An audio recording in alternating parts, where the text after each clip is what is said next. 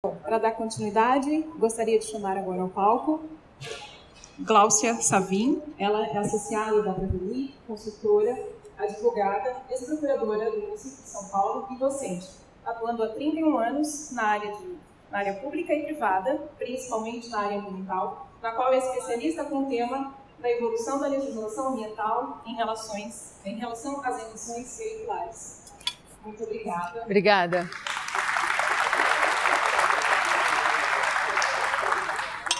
Vamos lá. Oi. Bom dia, gente. Eu aceitei esse convite do Edgar, aceitei meio nos custos, né? Eu estava embarcando e tinha até uma viagem marcada para hoje. Meu marido foi super fofo e concordou da gente não ir para Atacama e vir para cá hoje. Eu tenho 30 minutos para falar de 30 anos de evolução do controle da poluição no Brasil e então escolhi o viés dessa história, vou contar um pouquinho os bastidores dessa história e contar um pouco das pessoas que construíram isso tudo. Eu não podia falar dessa história sem falar dos caras que bolaram isso tudo e que trabalharam muito por isso no Brasil. São os meus heróis, né? O Alfred Schwartz e o Gabriel Murgel Branco. Esses caras eram técnicos da CETESB, engenheiros, o Pio que está lá trabalhou com eles. São caras geniais, eles sabem tudo de carro. E a CETESB tem um laboratório de emissões veiculares desde 77, foi um dos primeiros laboratórios de emissões veiculares do Brasil. Em 83, eles, com uma assessoria de um inglês chamado Michael Walsh, eles desenvolveram um texto, né, que foi a minuta daquilo que viria a ser o Proconv no Brasil. Mas claro que esses dois engenheiros enfrentaram toda espécie de obstáculo, porque eles tinham que lutar contra a indústria automobilística para implementar algum tipo de regulamentação em relação às emissões veiculares. E nessa dificuldade, eles tiveram uma sorte imensa de encontrar um cara muito corajoso, um dos caras mais corajosos que eu já conheci na minha vida, que era o Werner Zulauf. O Werner se tornou presidente da CETESB, eu tive a felicidade de trabalhar com ele. E ele viu o esforço que esses caras estavam fazendo e ele já estava muito empenhado no controle de fontes fixas em Cubatão. Todo mundo conhece a história de Cubatão. Foi esse cara que foi lá enfrentar essas indústrias e falar sobre a necessidade de impor limites das fontes fixas, mas as fontes fixas são fáceis de controlar porque elas estão ali, não saem do lugar. Mas as fontes móveis não, elas são milhões, elas se espalham e é muito difícil controlar fontes móveis. E o Werner percebeu o valor do trabalho desses caras e foi falar com o governador, que era o Franco Montoro. O Montoro foi super sensível, ligou para o secretário de Meio Ambiente, não existia ministério ainda, e eles combinaram então que iriam levar isso para o CONAMA em Brasília. Depois de muita negociação, eles conseguiram a resolução 18 de 86 do CONAMA e se iniciou então o Proconv. Para vocês terem uma ideia da revolução que foi o Proconv, da mudança de paradigma, até então todos os carros eram calibrados para quê? Para dar potência no motor. A partir dessa data, a calibragem levava em consideração as emissões dos veículos. Então foi uma mudança de paradigma para a indústria automobilística nacional. Nessa primeira resolução do Proconv, também só para dar um exemplo, o principal poluente, que era o monóxido de carbono, a emissão dele girava em torno de 50 gramas por quilômetro. E já na primeira versão do Proconv, ela caiu pela metade. Então foi um negócio incrível e a gente vê nesse gráfico da CETESB, a gente vê aqui uma mudança, né? Eu vou mostrar aqui para vocês, deixa eu ver se está funcionando, claro que não.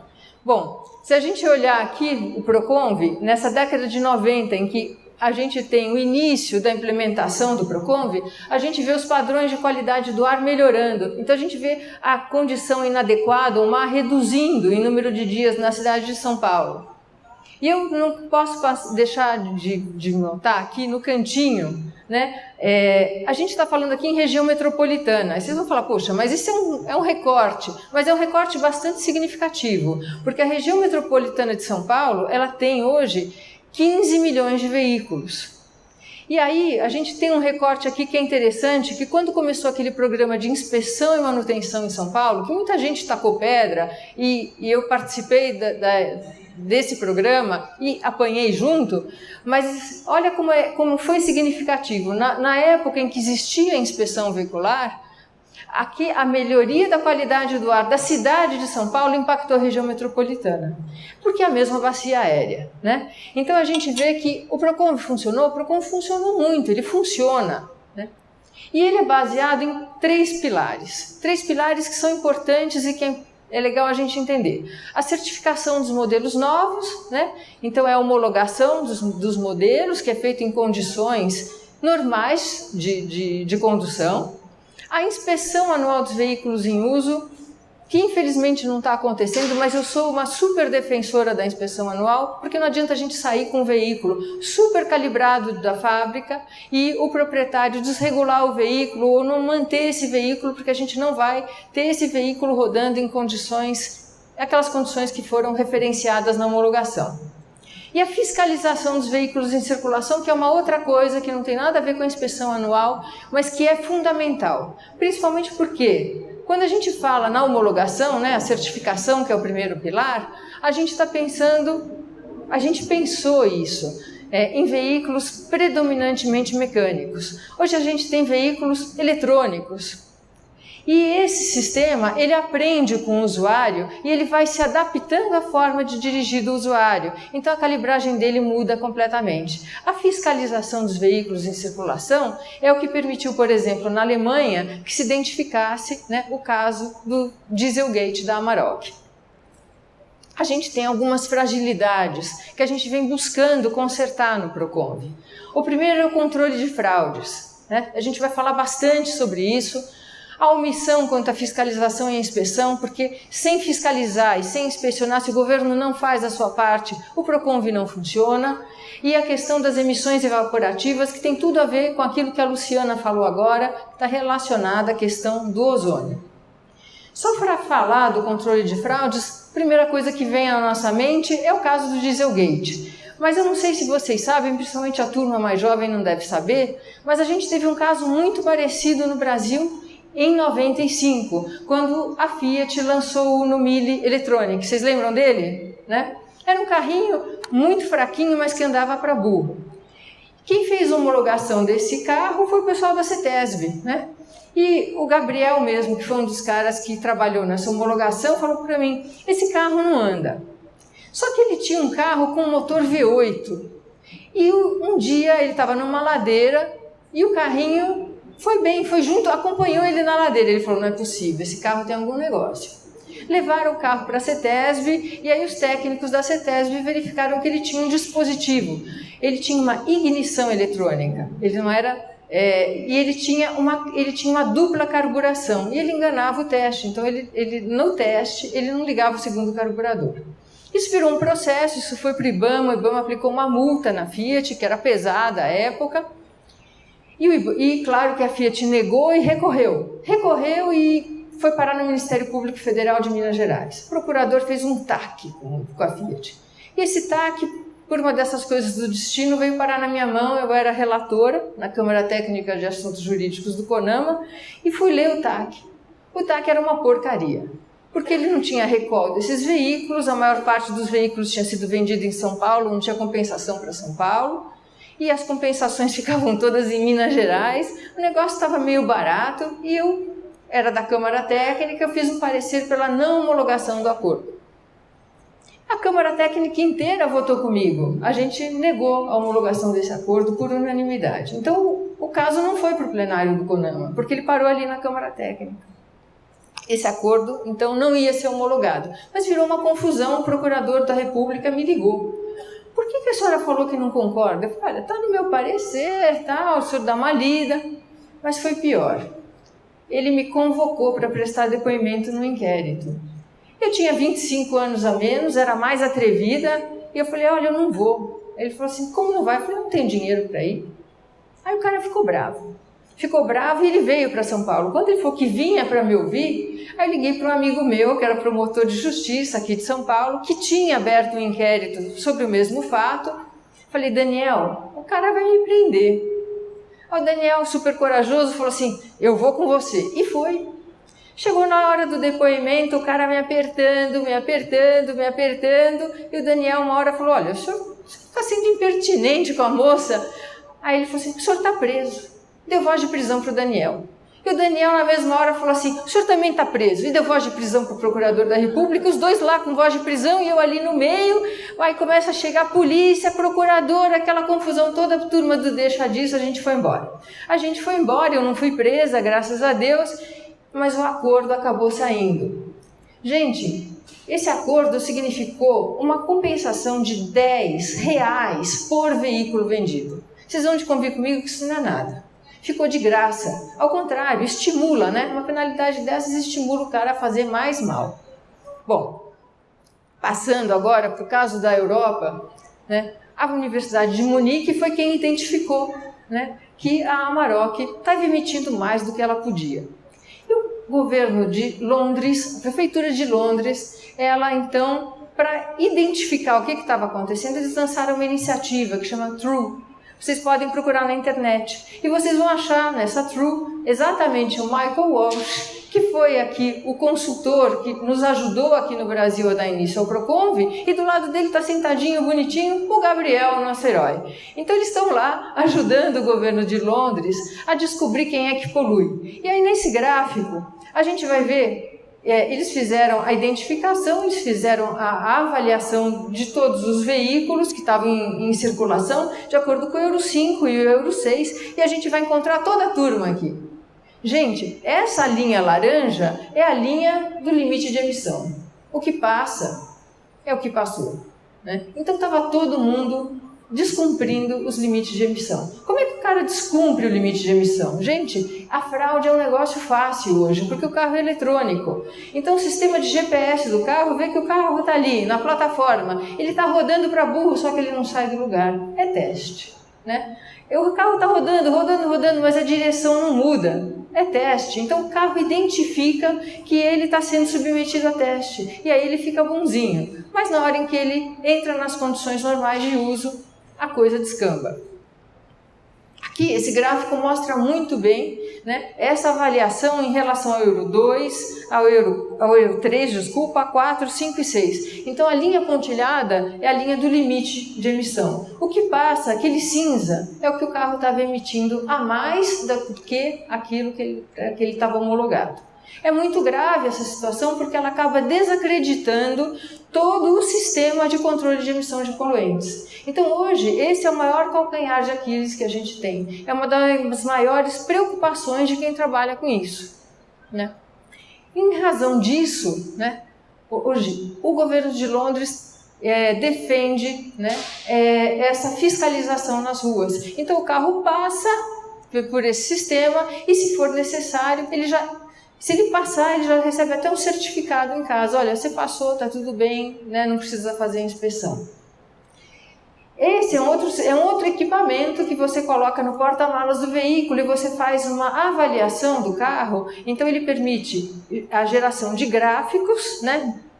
E esses gráficos são gráficos muito simples, que eles vão pegar o torque, né, do veículo e vão cruzar com outros elementos e vão cruzar com os dados do OBD. Então ele vai cruzar e vai verificar se o carro ele tá poluindo ou ele não está poluindo. Se ele não estiver poluindo, ok, passou. Se não, ele não vai passar e ele vai ter que fazer algumas correções. O legal disso é que o carro é testado nas condições normais de uso na rua. Então, aceleração, desaceleração, buraco, né, e situação de estrada. Então, um percurso é traçado e o carro é testado nas condições reais de uso. No Brasil, hoje, a gente tem uma preocupação muito grande em relação ao controle de fraudes. E a Comissão de Avaliação do Proconv, a CAP, que está ligada ao Ministério do Meio Ambiente, ela vai discutir na semana que vem um texto sobre isso, sobre controle de fraudes. E eu recebi um convite, enquanto eu estava preparando o material dessa palestra, eu recebi um convite para participar dessa comissão exatamente pelas questões jurídicas.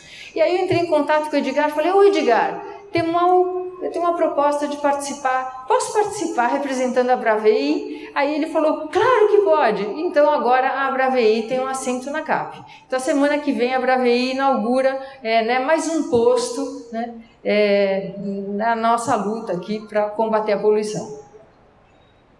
Um segundo ponto importante que eu falei também das emissões evaporativas. A Luciana aqui, que me antecedeu, ela falou sobre ozônio. Se vocês prestaram atenção, né, é um dos gases que a gente não percebe, e que se forma na atmosfera, e quando ele se forma nessa camada, ele é bastante prejudicial à saúde. As emissões evaporativas, elas ocorrem em razão, né, dos voláteis que se combinam com os NOx, né, com os óxidos de nitrogênio, e tem um cálculo super complicado que o pessoal da Luciana deve fazer bem direitinho, como é que isso forma ozônio. E como é que são as situações que a gente tem de emissão evaporativa no veículo? Com o veículo exposto ao sol, parado, com o veículo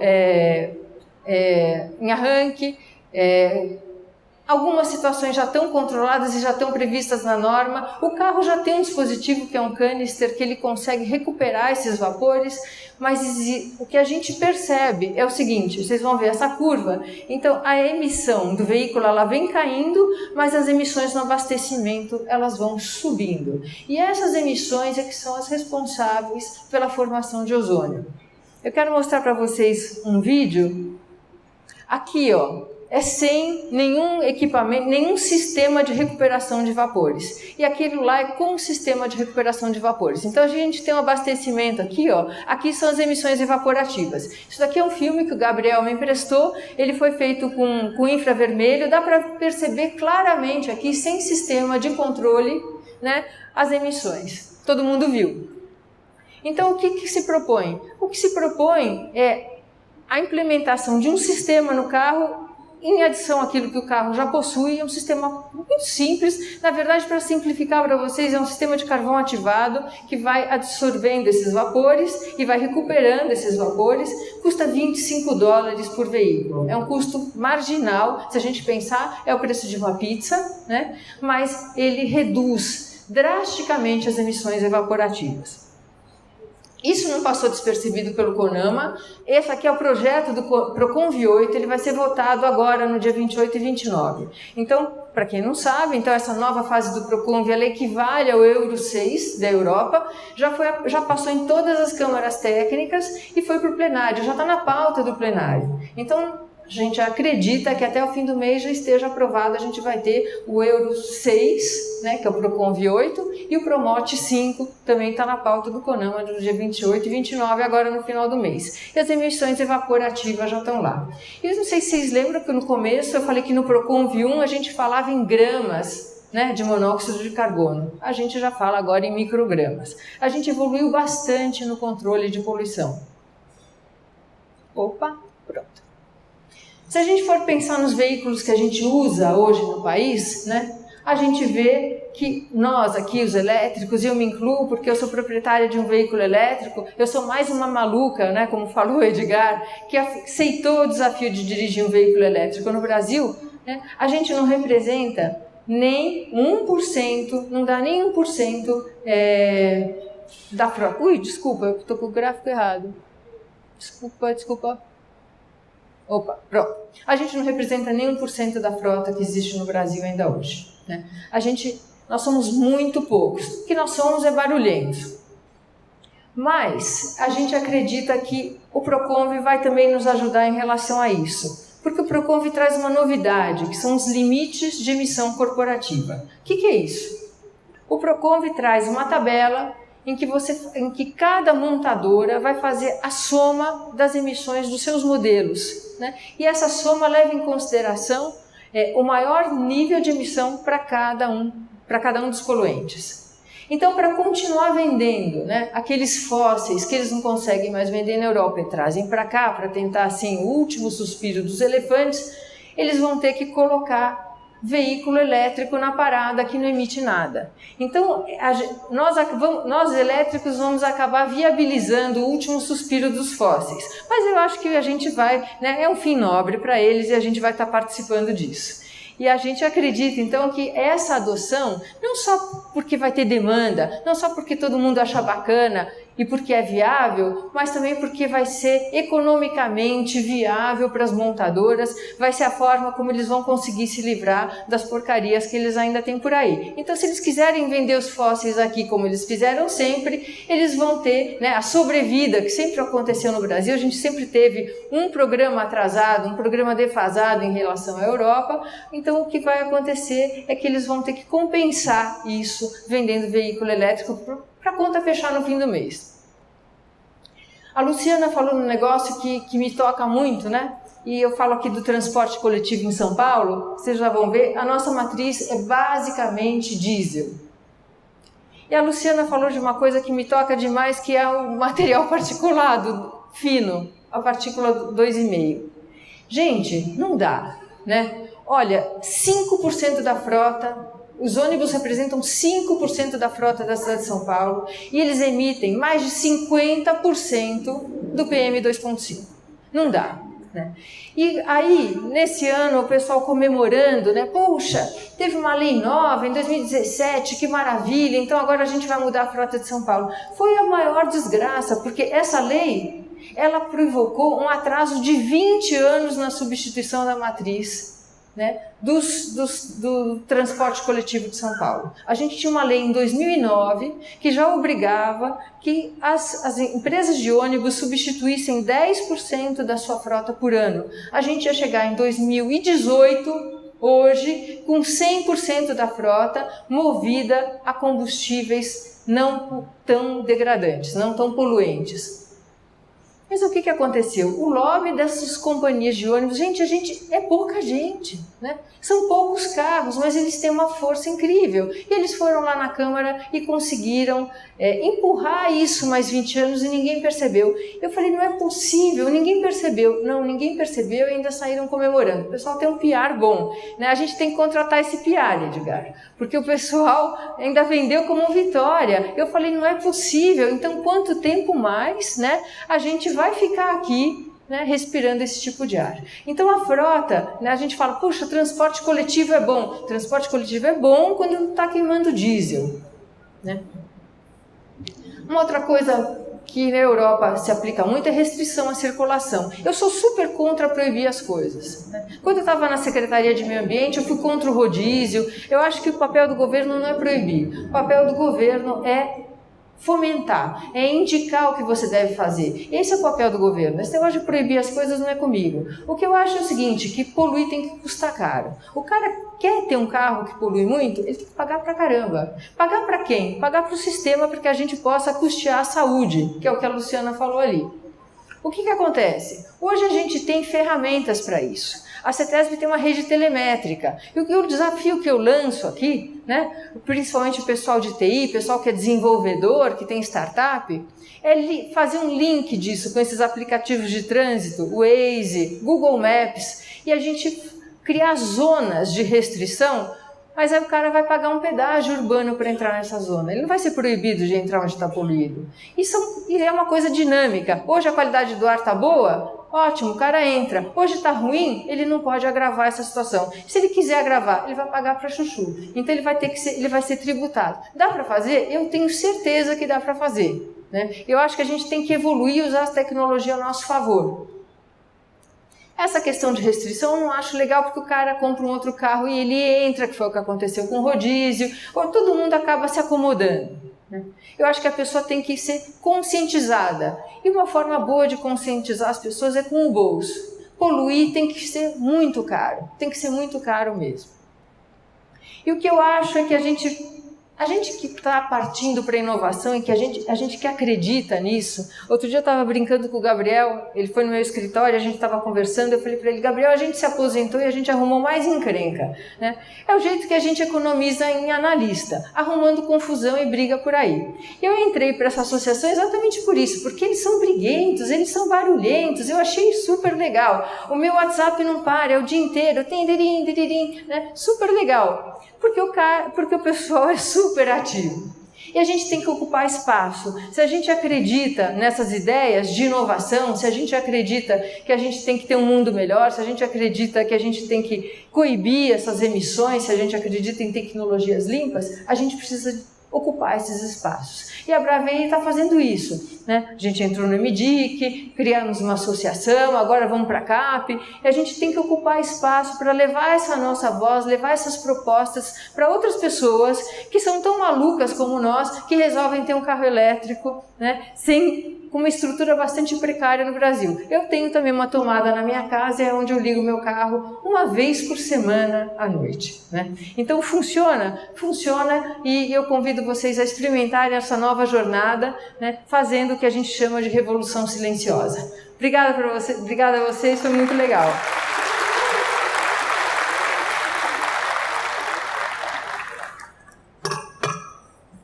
Nossa, muito obrigada. Obrigada. Espero que a gente tenha um palco, por favor. Eu gostaria de chamar nesse momento nosso afiliado Alessandro para prestar os agradecimentos à nossa palestrante. Obrigada. Opa, que chique, valeu, obrigada. Obrigada.